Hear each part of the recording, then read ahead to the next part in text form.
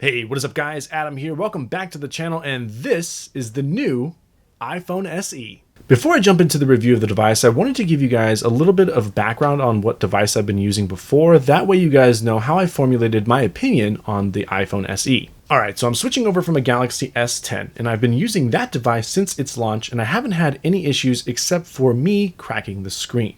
I won't be doing an Android versus Apple comparison in this video, but let me know in the comments down below if that's something you guys want to see on this channel. Now that you guys know where I'm coming from, let's jump into the review of the iPhone SE.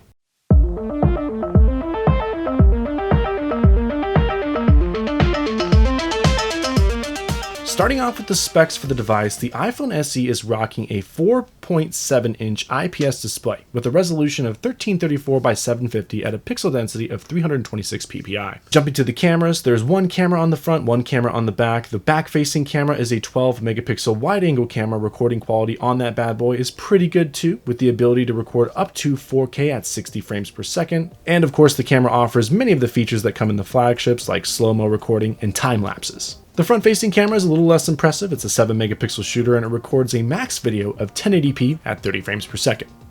The device has 3 speakers total, 2 downward-facing speakers on the bottom of the phone, and then 1 stereo speaker on the top where the earpiece is. The phone uses Touch ID security and has IP67 rating for splash, water, and dust resistance. Now, I couldn't find the exact specs of the battery life, with Apple's website saying only that it's just as good as the iPhone 8. Lastly, and probably the most impressive spec, is it's powered by Apple's new A13 Bionic chip and starts at a price of $399 for a 64GB version. Okay, so now that we got the tech specs out of the way, let's talk about my experience with the device. And I'm going to break this down into 4 sections. I want to talk about the battery life, the screen size, the performance of the device itself, and then of course the camera. Let's start off with the camera quality. So keeping in mind that this is a $400 phone, I was actually really impressed by some of the images that this device was able to produce.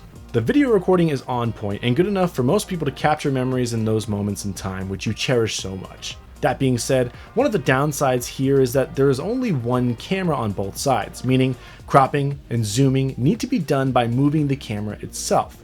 The front-facing camera is decent, definitely nothing to write home about again, but I believe it's definitely good enough to take selfies with. No problem. Next, let's talk about battery life. Okay, so coming from the Galaxy S10, I have to admit the battery was definitely a letdown.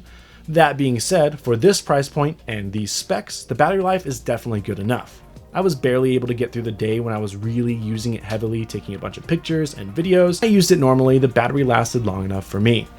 Just make sure to keep a charger around because you will definitely be needing it. Okay, so next up is screen size. Considering that people nowadays are consuming tons of media on their devices, to me, this is probably one of those make or break things for most people. Coming from a 6.7-inch display on the Galaxy, I have to admit, there was a lot of screen real estate that I missed, but probably the thing that bugged me the most was the darn bezels. Come on, Apple, these bezels are killing me.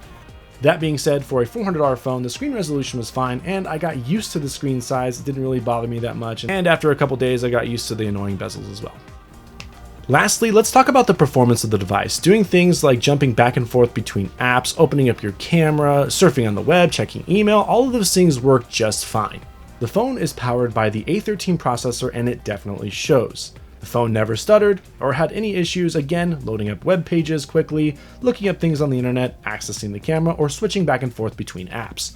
The A13 processor crushes all these tasks on this device, also making it more future-proof than its predecessor. In short, there wasn't a moment where I really felt like I was using a budget device due to lag or stutter, and I would say that's a huge win for Apple. Okay, Apple, so your device is pretty dang solid. Now, the question you're probably asking me is, why should I buy this phone over any of the flagships that are out there? My answer to that would be that you shouldn't. Listen, if you're looking for the best screen, best battery life, best camera, you're gonna wanna go with one of those flagship devices. But that's not who this phone is built for. In my opinion, the device is perfect for people who don't wanna spend a lot of money on a mobile device, but still want a good, quality phone with decent cameras that will last longer than a year. And that's exactly what this device will get you. The iPhone SE, in my opinion, is the best iPhone Apple has ever created, as it adds so much value to the table for an excellent price point. So that brings me to my conclusion.